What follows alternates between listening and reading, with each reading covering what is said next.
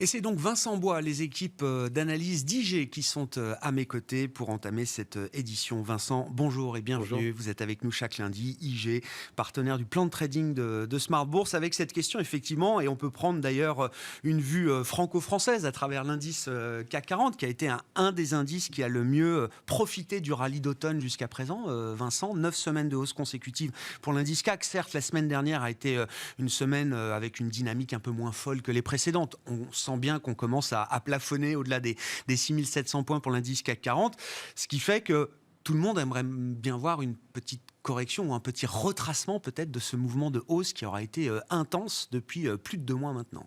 Tout à fait, c'est effectivement un peu ce qu'on attend, puisque déjà le rebond s'est fait sur des marchés qui étaient très baissiers. On a eu une accélération, peut-être certaines améliorations, peut-être pas sur le plan économique, mais plutôt sur le plan de l'inflation, puisque c'était le sujet primordial ou le premier sujet qu'on regardait. Mais on en parlait déjà il y a quelques semaines, c'est entre l'inflation, où justement on commence à espérer un pic, et puis se poser la question de la récession ou non. Donc là, on est un peu entre les deux. Un train peut en cacher un autre, m'a dit un voilà. C'est le train de l'inflation passe, attention, le train de la récession arrive. Exactement. Donc on profite encore justement de cette fin d'inflation, ou en tout cas de l'espérance du pic, et on n'est pas encore en train de se dire peut-être que les données économiques nous annoncent quelque chose de pire finalement, ou en tout cas une période qui n'est pas encore terminée, une période de difficulté. Donc le marché en profite encore. On s'attendait peut-être à une correction peut-être un peu avant. Pour le moment, eh bien, on voit que le mouvement est moins intensif, mais tout de même qu'il y a encore le marché veut continuer d'espérer finalement. Donc du côté de l'inflation, on l'a dit, c'est un peu de côté. Ce qu'il faut maintenant pour avoir cette respiration, on l'espère, et pas non plus une correction trop importante, c'est d'avoir justement ces données économiques qui pourraient montrer que, bien finalement, la politique monétaire qui pourrait devenir un peu plus accommodante, il y a une raison à cela. Et donc, c'est que les perspectives économiques pourraient être pires qu'attendues. Donc, on est toujours entre ces deux trains, justement. Mais ce qui pourrait amener, si on va trop loin, à une chute un peu plus brutale, puisque si on se dit que tout va bien un peu trop longtemps, voilà, la réaction pourrait être un peu plus brutale. Comment la situation se traduit graphiquement là, pour le CAC 40, justement Justement, Vincent, sur le CAC, les 6800 qui ont fait office de barrière, résistance, donc sur les 6800, on pourrait espérer par la suite, au-delà de ces 6800, donc si cela continue sur le CAC, eh bien, le point au-delà, c'est l'ancien plus haut historique. C'est 6940 qu'on avait atteint dans les années 2000. On a mis du temps à venir les dépasser pour enfin aller chercher les 7000 points par la suite. Donc c'est le niveau suivant, au-delà des 6800. Ce qui veut dire tout de même que c'est les des données gros niveaux. Voilà, et les données économiques seraient encore plus de côté. À moins qu'il n'y ait pas de ralentissement sur les données économiques, ce qui pourrait nous amener à ce niveau. Là, techniquement, on a vu le CAC 40, 6800, retour en arrière, donc une hésitation.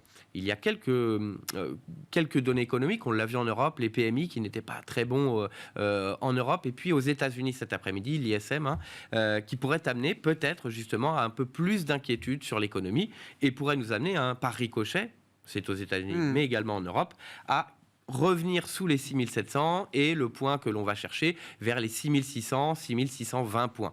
Sous ce niveau, attention justement, cela pourrait être amené, avec des données économiques encore moins bonnes, à venir casser les 6600 et à aller chercher des moyennes mobiles, 200, 100 périodes, qui sont un peu plus basses. Donc il faudrait, prise en compte justement des perspectives de récession, pourrait nous amener facilement vers les 6300. Il faut se préparer à un moment, à un schéma où les mauvaises nouvelles économiques ne seraient plus vues comme des bonnes nouvelles pour les marchés. Tout à fait. À un moment, il faudra passer par la case. Les mauvaises nouvelles économiques sont aussi des mauvaises nouvelles pour les marchés. Même si on a quand même encaissé beaucoup de pessimisme tout au long de 2022. Bien sûr, oui, tout à fait. Mais parce que les marchés conservaient leur vision de l'inflation, la politique monétaire. Donc maintenant que la politique monétaire devient plus accommodante, eh bien on se dit tout va bien, baisse de l'inflation, et en plus, on a peut-être des baisses de taux à venir. Mais s'il y a des baisses de taux, c'est peut-être qu'il y a... Le meilleur des deux mondes est parfois un peu compliqué à avoir. Comment est-ce que la situation se traduit sur le marché américain ? C'est intéressant parce qu'on parle de plus en plus du Dow Jones. Alors, c'est pas forcément l'indice le plus suivi par les professionnels des marchés et par les investisseurs professionnels, mais c'est quand même un indice un peu vieillot qui est revenu au goût du jour avec effectivement une reprise des secteurs hors technologie, plus industriels, plus cycliques, qui plus ont value peut-être qui sont également. impactés lors de récessions, justement, beaucoup plus impactés. On suit plus le S&P, bien entendu, l'indice technologique. C'est la référence mondiale. Mais le S&P est à un niveau technique extrêmement important. C'est une résistance oblique qui a bloqué la progression depuis plus d'1 an maintenant. Donc, extrêmement sensible. Sur le Dow Jones, pourquoi on surveille le Dow Jones ? Parce que justement, les indices technologiques ont été très baissiers. Avec la hausse des taux, ils sont plus sensibles, bien entendu. Ils ont besoin de taux bas pour emprunter des sociétés de croissance. Les sociétés cycliques, le Dow Jones, lui, est influencé par les risques de récession. Ici, on voit bien que le marché price le soft landing, puisque le Dow a pris plus de 30% depuis octobre. En revanche, si on voit des données économiques qui commencent à se tarir ou voire être vraiment négatives, eh bien le Dow Jones, lui, va passer à la baisse. D'autant plus qu'il a bien progressé. Alors attention à cette baisse qui pourrait être brutale sur le Dow Jones. Et il n'y a que 30 sociétés, mais 30 sociétés qui sont extrêmement impactées par l'économie et les perspectives économiques. Donc à suivre le Dow Jones qui pourrait nous amener, on parlait tout à l'heure de Caterpillar, qui est une belle donnée, une société qui est emblématique de ce qu'on vit en ce moment. C'est au plus haut historique, je crois. Au plus haut historique, en effet. Alors qu'en octobre, on était sur le plus bas de 2 ans. Donc voilà, en l'espace de 2 mois à peine, on est passé de $160 à $230. Donc voilà. Par contre, si récession il y a, eh bien au premier signe, c'est une des sociétés qui va commencer à chuter lourdement.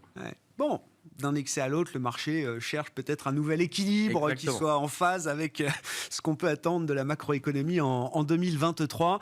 Alors, il y a une histoire nouvelle également cette fin d'année, Vincent, et pour ça, il faut regarder ce qui se passe en Asie et en Chine, notamment à travers l'indice Hang Seng de Hong Kong, tout à fait. qui, lui, se réveille également et qui a dû reprendre, j'imagine, là aussi 30% et plus depuis fin octobre, je pense, pour l'indice de Hong Kong. Un peu contre la tendance, là aussi, d'une certaine manière. Alors oui, parce que cela est parti de rumeurs, mais alors si on regarde un peu en arrière, la baisse a commencé avant les indices aux États-Unis ou en Europe. Donc on est sur une baisse continue depuis peut-être mars 2021. Donc voilà, 1 an et demi à peu près de baisse. Donc on commence à se reprendre, ce qui est tout à fait logique, au début des rumeurs de réouverture du pays, qui ont commencé comme ça, certaines rumeurs sur les réseaux sociaux, où on connaît la Chine et le parti, il était difficilement pensable que des rumeurs ou que la population allait faire changer les choses. Et puis finalement, ces rumeurs étaient plus ou moins fondées. C'est ce qu'on voit actuellement, la baisse des restrictions, la baisse des jours de quarantaine, plus des soutiens à l'économie et au système financier. Ce qui est plutôt positif. Donc une hausse qui est légitime et qui, on pense qu'en Asie, ou en tout cas en Chine, le pire est derrière eux. Donc, un retour haussier tout à fait légitime, à voir si cela va poursuivre ou pas, parce que, bien sûr, la croissance chinoise est aussi dépendante de la demande qui vient d'Europe, des États-Unis. S'il y a des récessions ou des baisses importantes de la croissance économique dans ces zones, la Chine, bien sûr, le rebond sera moins important. Et on arrive également à un niveau technique, puisqu'on parle ici d'analyse technique, on arrive à un niveau technique important sur le Hang Seng, avec une moyenne mobile de 100 jours que l'on n'a pas franchie depuis juillet l'année dernière. Une oblique également, cette résistance oblique que l'on retrouve sur les indices européens américains. Donc on est vraiment sur un niveau important vers les 19 300, 19 400. Donc est-ce que la technique le niveau technique que l'on retrouve sur le S&P, que l'on retrouve sur le Hang Seng, pourrait amener à cette correction, au-delà du marché, des investisseurs qui se rendent compte que peut-être la récession vient, de voir une analyse technique, on est sur des niveaux, il est peut-être temps justement de laisser respirer un peu ces graphiques, de prendre ses positions, de prendre ses bénéfices. Ouais. Ce serait effectivement le scénario idéal d'avoir une petite pause, une petite consolidation, voire un retracement, une petite correction. Après un tel mouvement qu'on a pu décrire est assez global au final, on l'a vu avec le CAC, le Dow Jones et l'indice Hang Seng de la bourse de Hong Kong. Le rallye est assez global désormais et la participation à la hausse est nettement plus large que ce qu'on a pu observer jusqu'à présent. Merci beaucoup Vincent. Merci. Vincent Bois, analyste chez IG, avec nous chaque lundi pour le plan de trading à 12h30 dans Smart Bourse sur Bismart.